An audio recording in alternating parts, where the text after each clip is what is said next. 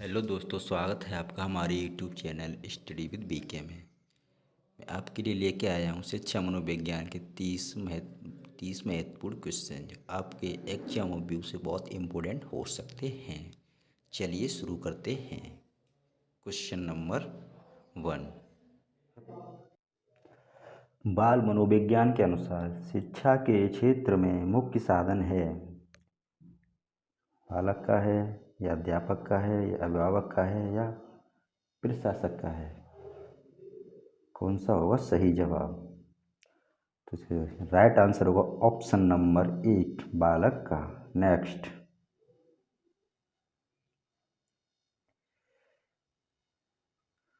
मनोविज्ञान का शिक्षा के क्षेत्र में सबसे बड़ा योगदान है।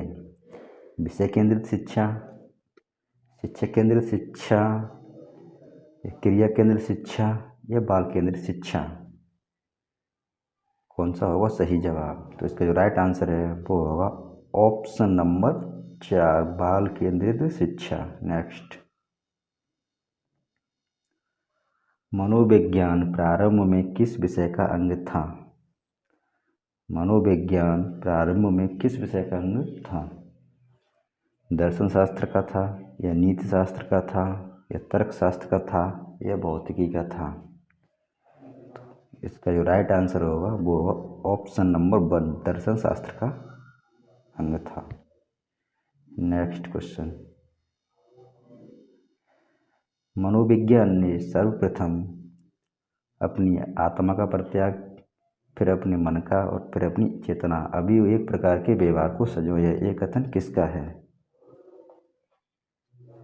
टिचनर का है, बुंट का है, ये वुडवर्थ का है या मैकडूगल का है? इसका जो सही जवाब होगा ऑप्शन नंबर 3, वुडवर्थ का। Very important question, IMP। Next question,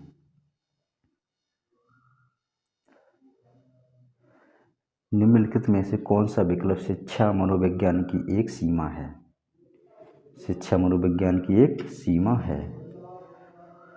बाल विकास की विभिन्न अवस्थाओं का ज्ञान होना, कक्षा की समस्याओं का समाधान, बालक केंद्रित शिक्षा या व्यक्तिगत विभिन्नताओं की समस्या। तो इसका जो राइट आंसर वो होगा ऑप्शन नंबर 3, बाल केंद्रित शिक्षा। बाल केंद्रित शिक्षा। नेक्स्ट,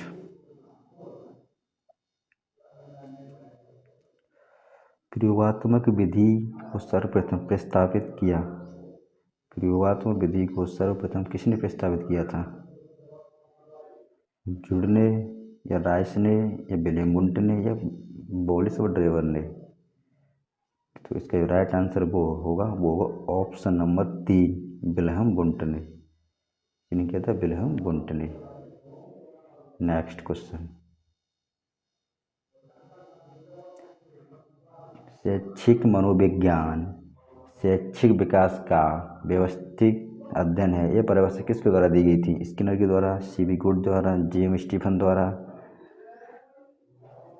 किसके द्वारा दी गई थी? शैक्षिक मनोविज्ञान शैक्षिक विकास का एक व्यवस्थित अध्ययन है। ये कथन किसने कहा था? ये परिभाषा किसने दी? तो इसका राइट आंसर वो होगा ऑप्शन नंबर 3, जेम्स स्टीफन। ये दोनों ही हो जाएंगे, 3 4 एक सेम लिख गया है। नेक्स्ट, शिक्षा मनोविज्ञान है। शिक्षा मनोविज्ञान है। शिक्षा मनोविज्ञान है। ये विशुद्ध विज्ञान है, ये व्यवहारिक विज्ञान है, ये मानक विज्ञान है या इनमें से कोई नहीं? तो इसका राइट आंसर होगा ऑप्शन नंबर 2, व्यवहारिक विज्ञान। शिक्षा मनोविज्ञान का एक व्यवहारिक विज्ञान है। नेक्स्ट, प्रारंभ में आत्मा का प्रयोग किस शास्त्र में किया जाता था? प्रारंभ में आत्मा का प्रयोग किस शास्त्र में किया जाता था? अर्थशास्त्र में किया जाता था या दर्शन शास्त्र में किया जाता था या समाज शास्त्र में किया जाता था या शिक्षा शास्त्र में किया जाता था? क्या होगा इसका राइट आंसर? तो इसका जो राइट आंसर वो होगा ऑप्शन नंबर 2, दर्शन शास्त्र में। आत्मा का प्रयोग किसमें होता है? दर्शन शास्त्र में। नेक्स्ट क्वेश्चन, 1882 ईस्वी में 1882 ईस्वी में मनोवैज्ञानिक द्वारा 1882 ईस्वी में किस मनोवैज्ञानिक द्वारा लंदन में मानवीय विशेषताओं का अध्ययन करने के लिए प्रयोगशाला का निर्माण किया गया था? किसने किया था? मानवीय विशेषताओं का अध्ययन करने के लिए प्रयोगशाला का निर्माण किया था। केटल ने या गाल्टन ने या अल्फ्रेड बिने ने या वुडवर्थ ने? तो इसका जो राइट आंसर होगा वो होगा ऑप्शन नंबर 3 अल्फ्रेड बिने ने। नेक्स्ट क्वेश्चन, विज्ञान का अध्ययन अध्यापक को इसलिए करना चाहिए क्योंकि इससे शिक्षक को आत्मसंतुष्टि मिल सके, इससे वह दूसरों को प्रभावित कर सके, इससे वह अपनी परीक्षा में प्रथम आ सके, या इसकी सहायता से अपने शिक्षण को अधिक प्रभावशाली बना सके। क्या होगा इसका राइट आंसर? तो इसका जो राइट आंसर वो होगा ऑप्शन नंबर 4, इसकी सहायता से अपने शिक्षण को अधिक प्रभावशाली बना सके। नेक्स्ट, विकासात्मक मनोविज्ञान में जीवन का अध्ययन किया जाता है। विकासात्मक मनोविज्ञान में जीवन का अध्ययन किया जाता है गर्भकाल में, जन्म से, या जीवन पर्यंत, या किशोरावस्था में। तो इसका जो राइट आंसर होगा वो होगा ऑप्शन नंबर 2।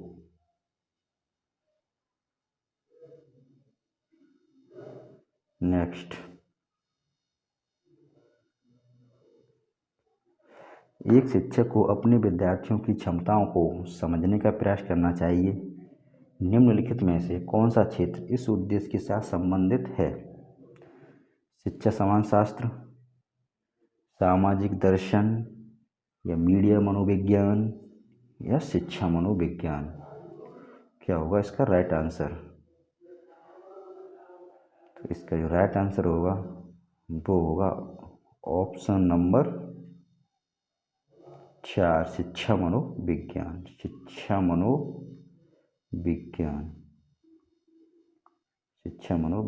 नेक्स्ट क्वेश्चन, मनोविज्ञान शिक्षा का आधारभूत विज्ञान है, यह किसने कहा है? मनोविज्ञान शिक्षा का आधारभूत विज्ञान है, ये किसने कहा? डी.एन. झा ने कहा, स्किनर ने कहा, डेविस ने कहा, या वुडवर्थ ने कहा? कौन सा होगा इसका राइट आंसर? तो इसका राइट आंसर होगा वो होगा ऑप्शन नंबर 2, स्किनर। क्या होगा? स्किनर ने कहा। नेक्स्ट, शिक्षा मनोविज्ञान की उत्पत्ति का वर्ष कौन सा माना जाता है? शिक्षा मनोविज्ञान की उत्पत्ति का वर्ष कौन सा माना जाता है?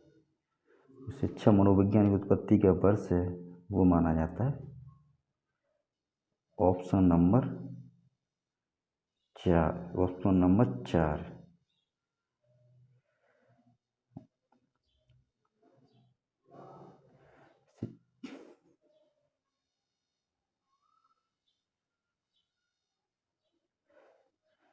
शिक्षा मनोविज्ञान की उत्पत्ति का वर्ष कौन सा माना जाता है? ऑप्शन 1997, 1920, 1940, या 1900? तो इसका जो राइट आंसर होगा वो होगा ऑप्शन नंबर 4, 1900। कितना? 1900। शिक्षा मनोविज्ञान उत्पत्ति के वर्ष माना जाता है 1900। आधुनिक मनोविज्ञान का अर्थ है मन का अध्ययन करना, आत्मा का अध्ययन करना, या शरीर का अध्ययन करना, या व्यवहार का अध्ययन करना? तो इसका जो राइट आंसर है वो होगा ऑप्शन नंबर 4, व्यवहार का अध्ययन करना। किसका अध्ययन करना? व्यवहार का अध्ययन करना। बाल मनोविज्ञान के आधार पर कौन सा कथन सत्य है? सारे बच्चे एक जैसे होते हैं, प्रत्येक बच्चा विशिष्ट होता है, प्रत्येक बच्चा विशिष्ट होता है, कुछ बच्चे विशिष्ट होते हैं, कुछ बच्चे एक जैसे होते हैं। क्या होगा इसका राइट आंसर? इसका राइट आंसर होगा वो होगा ऑप्शन नंबर 2, प्रत्येक बच्चा विशिष्ट होता है, प्रत्येक बच्चा विशिष्ट होता है। नेक्स्ट, अगर किसी ने हमारा चैनल भी सब्सक्राइब नहीं किया है, अगर हमारा वीडियो अच्छा लग रहा हो तो हमारे चैनल को सब्सक्राइब करें, लाइक शेयर कमेंट जरूर करें। नेक्स्ट क्वेश्चन, बाल मनोविज्ञान का केंद्र बिंदु है। बाल मनोविज्ञान का केंद्र बिंदु किसे माना जाता है? अच्छा शिक्षक, बालक, या शिक्षण प्रक्रिया, या विद्यालय? बताइए। बाल मनोविज्ञान का केंद्र बिंदु है तो इसका राइट आंसर है वो होगा ऑप्शन नंबर 2, बालक का।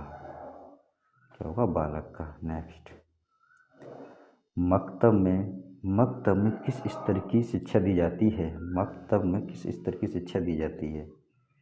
प्राथमिक स्तर की, या उच्च शिक्षा, विदेशी शिक्षा, या अति उच्च शिक्षा? कौन सा होगा सही आंसर? तो इसका जो राइट आंसर होगा वो होगा ऑप्शन नंबर 1, प्राथमिक शिक्षा। नेक्स्ट, किस घोषणा पत्र को भारतीय शिक्षा का शिलालेख कहा जाता है? किस घोषणा पत्र को भारतीय शिक्षा का शिलालेख कहा जाता है? बोर्ड का घोषणा पत्र, निम्न घोषणा पत्र, सामान्य घोषणा पत्र, या इनमें से कोई नहीं? तो इसका राइट आंसर होगा वो होगा ऑप्शन नंबर 1, बोर्ड का घोषणा पत्र। बोर्ड का घोषणा पत्र। नेक्स्ट,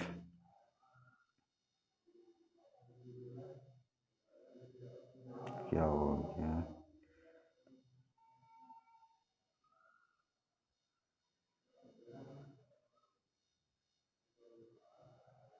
एक मिनट।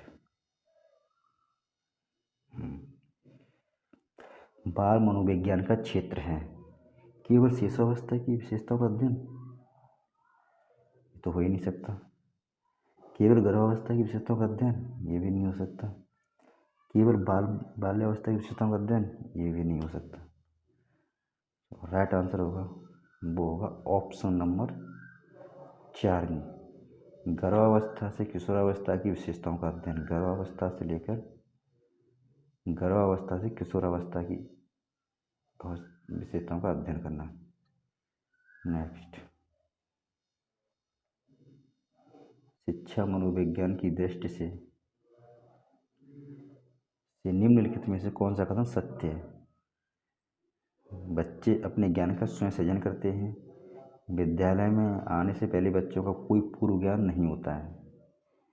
अध्ययन प्रक्रिया में बच्चों को कष्ट होता है, या बच्चे यथावत सीखते हैं जो उन्हें पढ़ाया जाता है।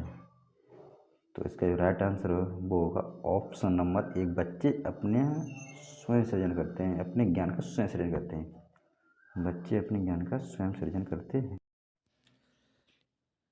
आज की क्लास में बस इतना ही है। अगर आपको वीडियो पसंद आया हो तो हमारे चैनल को सब्सक्राइब कर सकते हैं, लाइक कर सकते हैं, कमेंट कर सकते हैं। Thank you.